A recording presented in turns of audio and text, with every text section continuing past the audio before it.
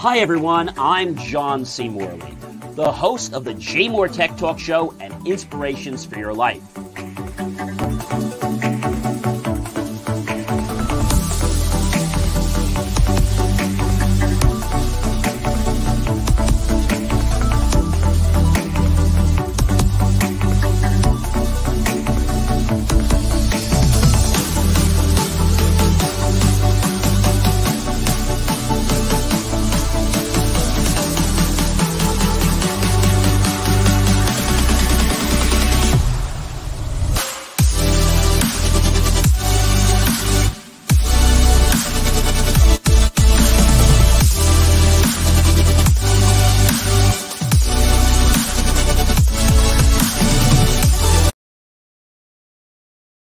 Well, hey guys, it is John C. Morley here, serial entrepreneur, and welcome to the JMOR Tech Talk Show. You know, it is so great to be with you guys on another wonderful Friday.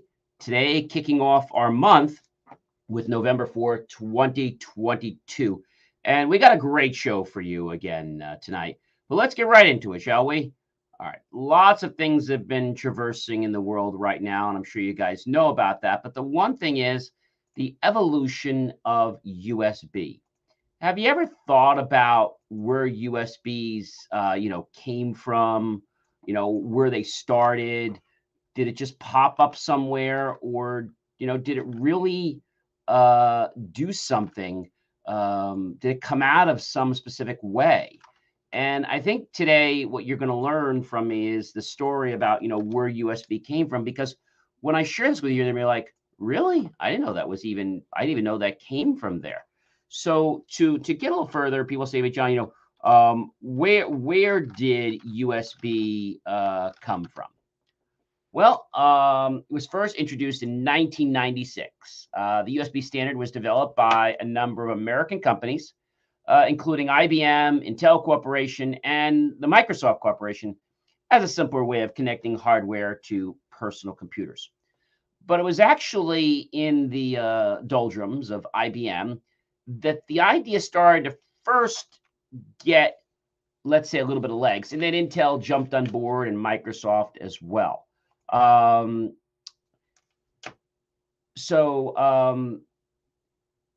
They had come up with the idea in IBM, and then Intel in Oregon is where the engineers actually started to, make this work. And they came up with something that was a little bit off the wall, but then suddenly it worked. And so the next thing I want to share with you is, I guess it's going to be the evolution of USB to, where we are today. And I think that might be a little bit challenging for some people because, there's so much to USB. We've got all different types of connectors and stuff like that. But where did USB start? Now we know how it kind of evolved, right? But the evolution of USB. I mean, I think that's it's something that a lot of us take for granted. Okay. And USB, by the way, stands for Universal Serial Bus. So, as I said, it was released. So there were some pre-releasings in 1995, but in 1996, the USB standard was maintained by the USB team, and it was the USB IF. And there had been 4 generations of USB specifications, 1, 2, 3, and now we have 4. So there's also the less known wireless USB standard, which came around. So USB 1.x came around in 1996. It was actually released in August of 1998 to the public. And it was the very earliest version. And it's what Microsoft designated, I quote unquote, legacy-free PC. It provided a master-slave interface and a tiered technology, which was capable of supporting up to 127 devices and a max of 6 tiers or hubs. So the master was basically a regular PC with different slaves or devices linked via cable. And the cable length for 1.1 was limited to 5 meters. Now, for those of you out there like, John, what the heck is 5 meters? So 5 meters to feet is probably what you guys want to know. And that's 16.40 feet, in case you were getting lost in that story there. So USB 2.0 evolved, and they started to develop this from the USB 1.1 standard, and it was released actually in 2000. Now, the main difference between 1.1 was the data transfer rates, right? They had the high speed rate of 480 megabits per second, but it's important to note that even though a device was labeled as 2.0, they may not be able to meet the full transfer speed the cable or the bus is being plugged into. So data encoding method for the version of USB in Unicode was now announced. And in addition to improvements in data capability, USB 2 also saw an increase in the power provision to 1.8A. So USB was able to provide charge for smartphones that were increasingly charging faster and also more power hungry. And so if we compare 2.0 to 1.0, basically it provided a much more neat improvement in the current capability. Okay. And then we jumped all the way up to USB 3.0 technology. And that was released on November 12th, 2008. So 3.0 adds what they called super speed transfer mode, which associated backward compatible plugs, receptacles, and cables. And so the SSP, super speed plugs and receptacles, are identified with a distinct logo and the blue inserts. And in a standard format, USB 3.0 has also introduced the UASP protocol, which provides a faster speed of transfer than the BOT, the bulk only transfer protocol, which is what was used in the past. So USB 3.1 came about in 2013, roughly, and it had two different versions. The first one was USB 3.0, the super speed transfer mode, and it was labeled 3.1 as generation 1. The second version introduced the new super speed plus and the transfer mode under the label 3.1 Gen 2 doubled the maximum data signaling rate, I should say, to 10 gigabits per second, while reducing the line encoding overhead to just 3% by changing the encoding scheme to 128B over 132B. Now, USB 3.2 was released in September of 2017, and it did preserve, the existing standard, okay, of what we knew about in USB 3.1. So data modules, basically, and the actual modes of them introduced two new super speed plus transfer modes over the USB-C connector. So that's the really small connector. We'll talk more about connectors a little later, with data rates of 10 and 20 gigabits.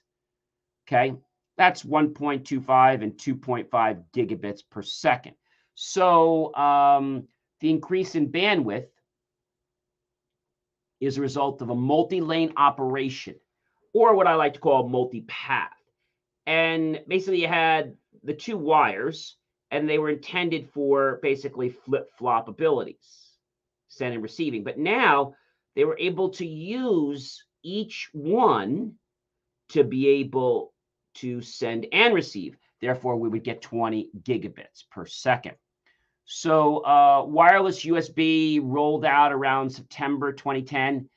And this was kind of a little bit unknown because wireless USB, as the name suggests, is a wireless connection in which data can be transferred. Now, the standard in USB had not been as widely adopted as the standard released in 2010. The abbreviation WUSB was used, although USB-IF does not encourage the use of the abbreviation wireless USB frequencies in the band of 3.1 to 10.6 gigahertz. And it produces a data bandwidth of 53 to 480 megabits per second over a distance of 3 to 10 meters. So what is 3 to 10 meters if we put that in? So a 3 meter would actually come out to be 9.84 feet, and 10 meters would be 32.8 feet. So again, 9.84 feet versus 32.80 feet. So I think when we start understanding where and why USB has gone where it has, we probably have a lot of questions for ourselves. And the question is, why, John, did they even come up with the idea of USB? And I think the real main reason is that people were getting frustrated. You all remember the parallel cables, right? That you had to take a minute or two to actually put on the back of your printer, and then you had to basically take the little clip and you had to clip them on each end. And some of them even used serial before that, right? And some had serial, some printers, so you had to take your connection over and you had to put it in, and then you had to tighten the two little knobs on each end to hold it in place. And sometimes it was a real pain in the neck because you couldn't get that in there. So you had to have an adapter so you could get that screwed in with a screwdriver. And then you had to extend it out so you could get the other nubs in and it would hold. Now, that took a couple minutes to put those on. Didn't take forever. But with USB, Universal Serial Bus technology, the connectors and plugs, you could plug and unplug things in just seconds. So I think that made a huge difference to people that wanted to use their technology more readily, but they necessarily did not want to get involved with what was happening.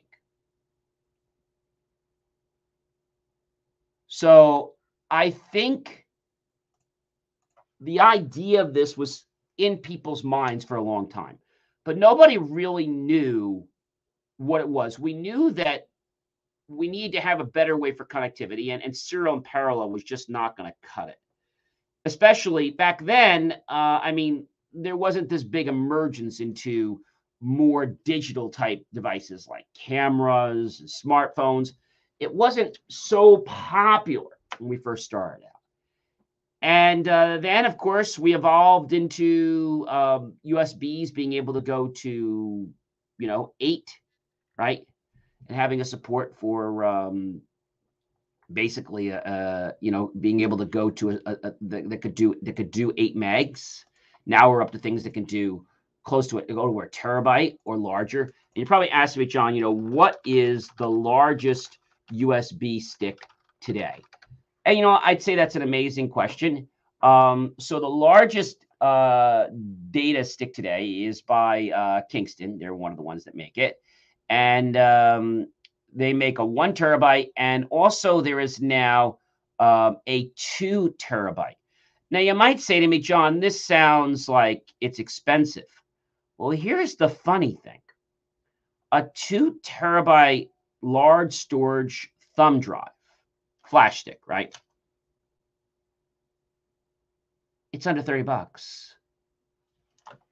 It's under $30. So that means that the technology for thumb drives, USB drives, has definitely evolved. Because if we were to look at USB drives way back then, I would say we'd be paying easily $100 for something like that. And so with the adoption of our world moving toward more media type devices, whether that's going to be displays, whether that's going to be your smartphones, whether that's cameras, whether that's headphones, right? Whether it's smart I/O devices, okay? Or whether it's even things that you have in your home that are like, let's say, things that could be for the kitchen, but when they have a smart component to them, they probably have a USB. Now, you might have remembered about, not too long ago, about a week ago, I talked about Universal Serial Bus, and I talked about the fact that a standard was adopted. That's right. The European Union, if you guys remember, adopted a standard forcing USB-C. So the EU, European Union, formally adopted a law requiring Apple to support USB-C chargers. And this law requires Apple and other electronic manufacturers to adopt USB-C as a universal charging standard in the European Union, as this was clearing its final procedural hurdle, and it was passed. So the question is this going to be something the U.S. adopts? Don't know. I think it'd be a great thing. So basically, USB-C iPhones need to be in the standard by 2024. So that's all iPhones, right? All models sold in Europe, I should say. As the European Union has reached this agreement of a common charging port. So you might say, John, why are they doing this? Why did the European Union adopt a standard for forcing USB-C? They wanted to streamline the number of cables and chargers. I mean, I'm sure if you open your drawer, right, I'm sure you don't just have one cable. You have this cable, you have that cable, and we're going to talk about that in just a second. So what are the different types of cables? All right, we'll go there in just a minute, but I think something even more important that we have to talk about is more of the evolution. So in 2017, we talked about the USB 3.2 standard came out. Then we said in 2010, the wireless USB standard came out. And then August 29th, 2019, USB 4 specification was released. And it was based on the Thunderbolt 3 protocol. So it supports 40 gigabytes of throughput and is compatible backward with Thunderbolt 3 and backward compatible with USB 3.2 and 2.0. Obviously, the speeds would change. They would go down. So this architecture changes the cable and the way it's sharing data, okay, and the standards, but also what changed in USB 4.0. You know what else came in 4.0?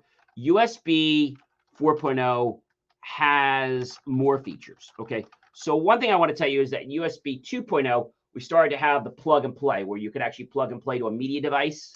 That was supported. So USB 4 tops out at 40 gigabits per second, twice the speed of the latest version of the USB 3 and 8 times the speed of the original USB 3 standard. That's pretty amazing. And you're probably saying, well, gee, of course it's faster, but it supports the maximum speed of the previous cables, so it can always go backwards, right? So USB 4 brings together speeds, compatibility, and you know what else USB 4 brings? It brings improved display data splitting. So USB 3 introduced the ability to use a single cable to send power and data and a video signal. But now, okay, over a single cable, which was great, but sometimes depending on how you set it, it could only send one or the other, or speeds were greatly reduced on one of the pathways. So the 4 does this much better. So if you have a monitor that uses 8 gigabits per second for its video bandwidth, and the full 32 gigabits per second will be available for other purposes, it's just one of those behind-the-scenes changes that's going to make life better and a lot more efficient for everyone that uses technology. So there's more good news about USB 4.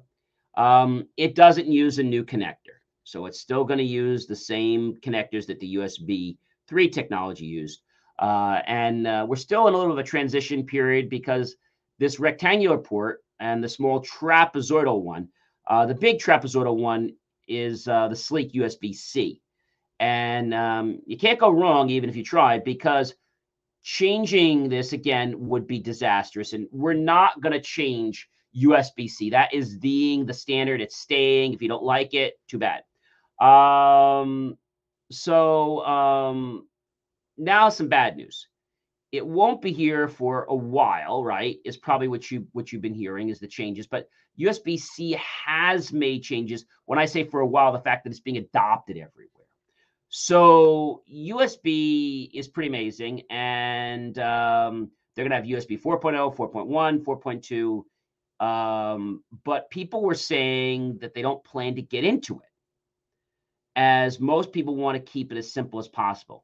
And when and if it goes faster, we simply have to have a faster version of the certification and the brand, right? So people say to me, John, will there be a USB 4.1? And so USB 4 is quite amazing, right? But before we can appreciate USB 4, there's something else we have to know. You know what that's called? PDL. Yep. Power delivery. Power delivery. So USB 4 version 2.0 boosts protocol tunneling by leveraging larger bandwidth with the expectations of improving USB 3.2. Okay, great, which is tunneling past the 20 gigabits per second at 40 gigabits per second. So USB IF expects to publish a spec as well as relevant updates to the USB-C standards, hoping by mid-November. So that's still not even done. So what is USB power delivery? USB smart, I'll call it smart power delivery. Well, we all know that as devices are getting, let's say, more robust, even though they're smaller, they're still sometimes taking more power. We already talked about the need that all these devices can have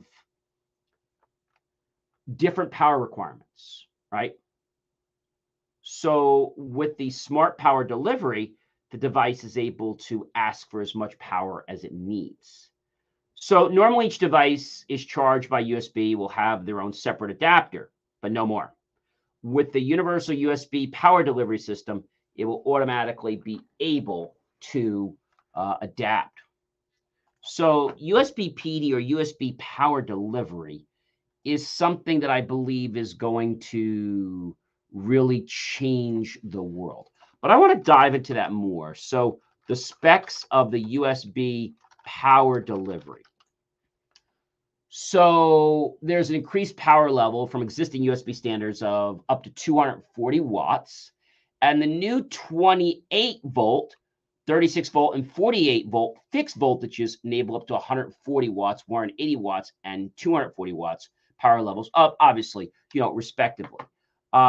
So when we think about this, I think people are trying to understand, well, what is this and what is US power delivery? So US power delivery is a very specific standard for pretty much how power is going to be delivered on USB. So we have US power delivery 1.0. In profile 1, that's going to give 5 volts, 2 amps, and that's 10 watts of power. Great for smartphones, hard drives, small accessories. USB power delivery 1.0 profile 2 is going to give 12 volts, 1.5 amps, 18 watts. Great for smartphones, tablets, ultrabooks, and larger accessories. So the 1 is good for smartphones, hard drives, and small accessories, but 2 is smartphones, tablets, ultrabooks, and larger accessories. See, because it has a higher power requirement. In USB delivery 1.0 profile 3, it's still 12 volts, but a current max draw of 3 amps and a power rating of 36 watts. This is going to be good for future smartphones, notebooks, displays, and, of course, hubs. In the US Power Delivery 1.0 Profile 4, the voltage is 20 volts now with a current of 3 amps and a power of 60 watts. Great for larger notebooks, hubs, docking stations, etc. In the US Power Delivery 1.0 in Profile 5, it's 20 volts at 5 amps. Wow, that's a big difference. Now, I got to caution you that when we get into USB Power Delivery Profile 5, because it is for workstations, hubs, and external graphic cards, it's going to require a specially rated 100-watt USB-C charging cable, or you may have a fire. I like to see that the smart delivery system would automatically detect the cable, and if it doesn't see it, I'd like to see that it doesn't provide any more power. That's what I'd like to see. I don't think we're there yet. In the USB Power Delivery 2.0 and 3.0 world, Profile 1 will give 5 volts at 0.1 to 3.0 amps at 10 watts, great for headphones, small accessories. In the 2.0, 3.0 USB Power Delivery Profile 2, It's great for 9 volts, 1.67 to 3.0 amps, 15 to 27 watts, smartphones, cameras, and yes, drones. Drones are becoming very popular. In the US power delivery 2.0, 3.0, and profile number 3, 15 volts, 1.8 to 3.0 amps, 27 to 45 watts, tablets and small laptops. And in the US power delivery 2.0, 3.0, it's 20 volts, but it's 3.0 to 5 amps. Now you notice something similar. In the USB power delivery 1.0 profile 5, it was a 5 amp with 100 watts. In the USB 2.0, 3.0, it is 3.0 to 5 amps max with a 45 to 100. So you see, that's also going to require that special USB C 100 watt charging cable. Now, I think a lot of people are just fed up with the fact that they got to buy all these cables. So the question you might be asking is, hey, John, when is the US going to make USB-C ports, charging ports, mandatory? You know, that's a great question. I think the fact that European Union is doing it, I think the U.S. will eventually follow. And once Europe sets that standard, I think America as a whole will continue to follow that. But it's still a challenge. And there's a lot of people that don't understand the how and the why. And, you know, this is getting stuck up in a lot of politics, right? And I think some politics is good, but I think in this case, we're really having a problem. And that problem is, what is it that you really want in your device? And if you could just go and buy a universal cable with a universal charging plug, I think that's great, as long as it's small. And I mean, if you're going to use that 2.0, the 1.05, or like we said, the USB 2.0, 3.05, you're going to need that USB-C extra 100 watt cable. But I think it should intelligently switch so that you don't have to worry if the cable is going to support it or not support it. I think that's really what I'd like to see. But I am very happy to see that USB-C is making changes. Now, we know it brought audio to the world, right? Now we have displays. So I like what they did with Thunderbolt, and then they kind of made USB-C, because a lot of people think that Thunderbolt is USB-C, and it's not. It doesn't have to be. They're really two different things. They have different protocols. But I think the thing that most people are going to enjoy the most is that they can just hook up their device in seconds and not think, oh my gosh, let me see if I got the right cable. I mean, that's just horse nonsense, right? Let me see if I got the cable. If I don't, I got to go online and order it, or it didn't come with this cable, right? Just be nice to know that every device, from the microphone, from your smartphones, to even some devices that you buy at home that are also smart devices. That could be your Alexa, that could be your Google Voice, or what have you devices. I think that's gonna be amazing. And I think also, like your besides your iPhones, your IP phones, it'd be nice to know that I don't need to go crazy and say, oh my gosh, what cable? How many of you ever remember? I don't know if you ever guys remember the game Merlin. I don't know if anybody remembers that game. Maybe some of you guys don't. But what is the game Merlin? Is what you're probably saying to me. Some people are like, John, what the heck is Merlin? So Merlin actually was first made by Parker Brothers in 1978.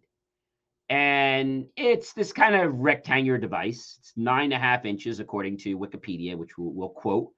And the player of the game console is a matrix of 11 buttons. And it contains red LEDs, and these buttons can either light up or flash.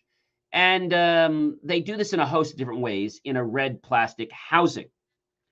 And bearing sight, you could resemble to an overgrown touch-tone telephone, but not really exactly. So there's 4 game selections and control buttons, and they're also placed at the bottom of the unit. So a speaker takes up the top part of the unit, supporting electronics, including a simple microprocessor, are contained within the shell of the game. And Parker Brothers later released Merlin Master Merlin with more games and the rarer Split second, where all the games involve time with a more advanced display, having line segments around the dots. Now, you're probably saying to me, John, what the heck is the Merlin advanced game? All right, so Merlin, the advanced game, obviously had some pretty cool things. But, Merlin had all these cool things that you could do. And they had a multi game that you could do. You could do things like, basically press the button. And if you're wondering what else, there were just a lot of different things, patterns. You could even do like playing different things with it. It was a fun game. And I know I spent hours, playing Merlin. If you want more specifics, so what specific games were on Merlin? Now you're going to make me think. So you had the game of chance, you had strategy, you had memory, and then you had logic and skill. And you could even teach Merlin to play music. That's the one I was referring to. And you can even compete with him, and you'll discover that Merlin is very talkative. So Merlin is for 1 or 2 players, and they said it's ages 7 to adult. And I remember having to take the back off, and that's where you put the, I believe it was the 9-volt or whatever. I think it was the battery. Was that in there? I'm trying to remember. I don't still have my Merlin, but I'm trying to remember now. Actually, no, it wasn't 9-volt battery. Merlin took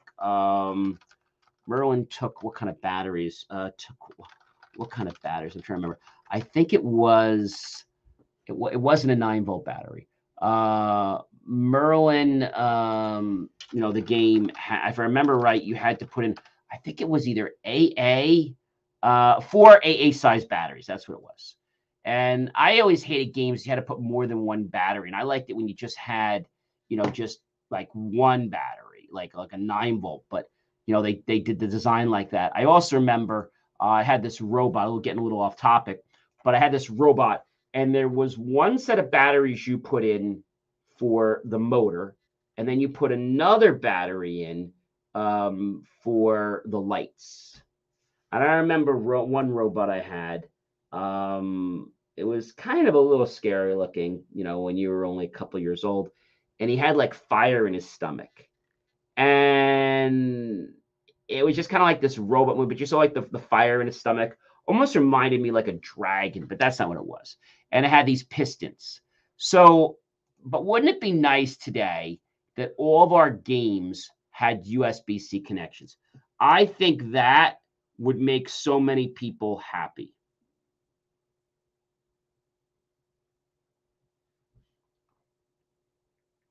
Can you think about that? Think about how you could keep your drawers with so much more room because you now have 1 adapter. Or maybe you have 1 universal adapter, you have 3 or 4 of them, but it's all the same adapter because they all take the same different device. And the beauty of that is that not all devices need to be charged at one time. I think that's really the amazing thing there. But getting into another thought, which is the USB-C cable. So there is so USB cable basically, and this is the whole issue is, will the USB-C cable make Apple's iPhone obsolete?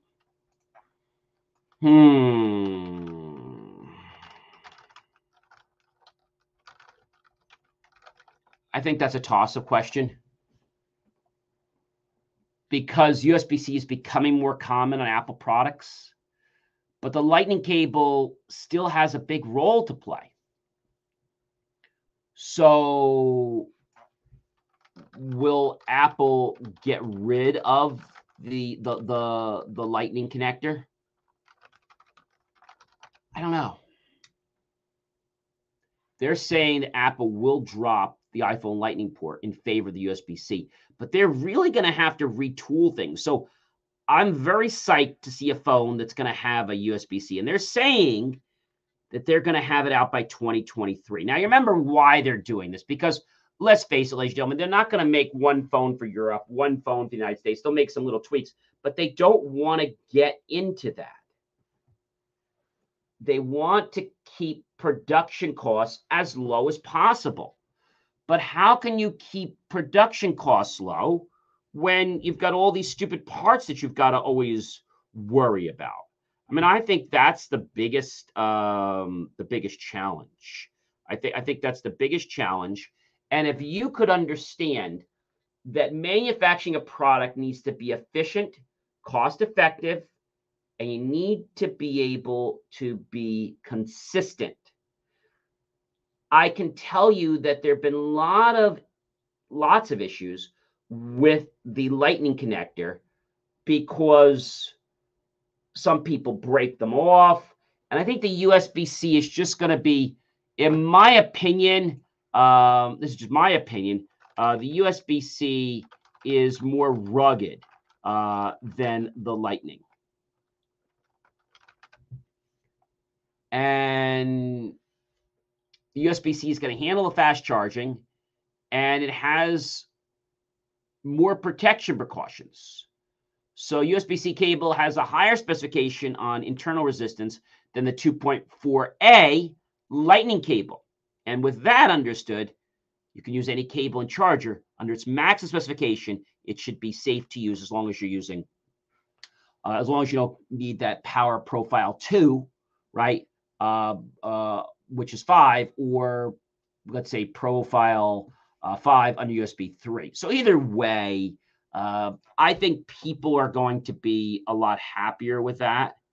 I think that's going to make people really, really happy. And I know that people don't quite understand. But I know that once this becomes, let's say, mainstream in life, it's not even going to be an issue of if or why or when or how. People are just going to be so on board with this that they're going to wonder how the heck did they ever live without USB-C. So as USB-C becomes more of a standard, it might even lower the cost of the product. Probably not, but they could pass that on to some manufacturers so they don't have to always develop all these different chargers or cables. It's definitely going to make you, if you manufacture something, a lot easier in a support capacity because you just need to stock one type of charger. The only thing you would have to do is if you were going above and needing to go to profile 5 for USB 1.0 or USB 2.0, 3.0 profile 5, you have to give the 100 watt rated cable. That's it. Other than that, you can use the cables for anything you need. So pretty interesting stuff, right? Pretty cool. All right, our last topic for today, I think you guys are going to really appreciate, is Netflix. Constant ads are frustrating customers. I mean, what's going on? What's going on, Netflix? And I think, the question is, are people going to be more upset? And really, this is part of Netflix's new wannabe streaming model, where they're charging $6.99 and saying, "Oh, gee, we'll give you Netflix for $6.99 streaming," but then you got to sit through all these crappy commercials, and ads will be shown only to customers of new or cheaper tiers of the service, and only on certain content. So this really doesn't explain much crap. It's saying that if it's less than $6.99, you're going to be shown ads. But if I pay $6.99, I'm still going to be shown ads only on certain content. That seems like an oxymoron.